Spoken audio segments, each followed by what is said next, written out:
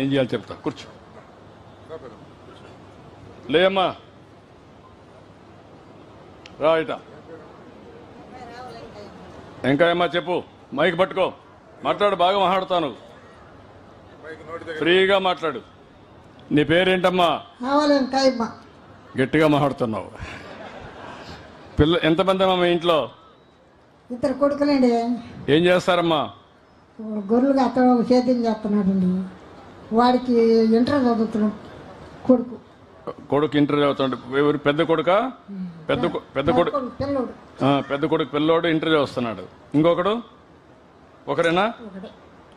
ఏంటి ఒకటితో నిలిపేశారు మీరు? ఒకటే ఎందుకు? ఇద్దరు కావాలి కదా. మీ ఊర్లో కూడా జనాభా తగ్గిపోతా ఉంది.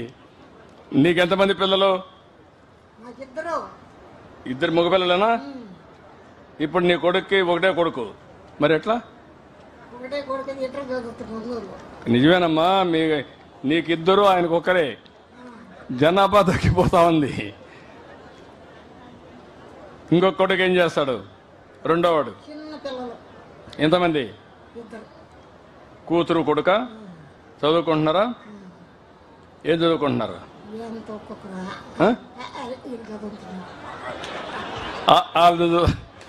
మా పెద్దమ్మ బాగా ఎల్కేజీ ఇంగ్లీషు బాగా చదువుకుంటున్నారా? నీకు పింఛన్ వస్తుందా? ఇప్పుడు లేదా? నీకు పింఛన్ లేదా ఇప్పుడు?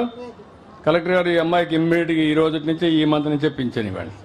నేను ఇమ్మీడియట్గా ఇమ్మంటానమ్మా, పింఛన్ ఇస్తారు. ఓకే, కూర్చొని చెప్తాను ఏం చేయాలని. రారా, నువ్వేం చెప్పక్కర్లని అడిగిందని చెప్పమ్మా. నువ్వు మాట్లాడతావు కదా, నువ్వు మాట్లాడతావు కదా, నువ్వు నాతో మాట్లాడు. మీ ఇంట్లో ఎవరున్నారమ్మా? నువ్వు ఒకటేనా?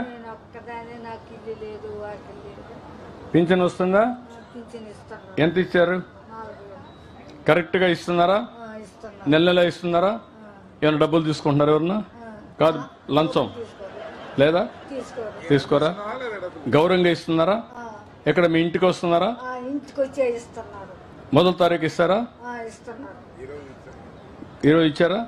ఎన్ని గంటలకు ఇచ్చారు? ఈరోజు పొద్దున్నే ఇచ్చారు. దాచిపెట్టుకున్న డబ్బులు ఎక్కడ?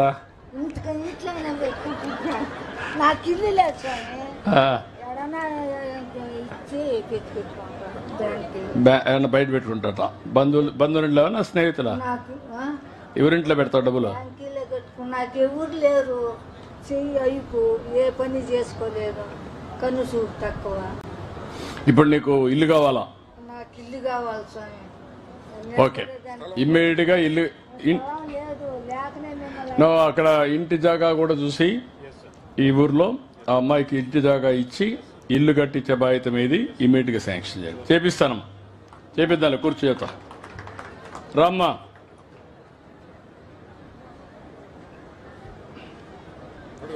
రామ్మా. కూతురికి పచ్చివాసన వచ్చి చెయ్యగా భర్త చచ్చిపోయాడు.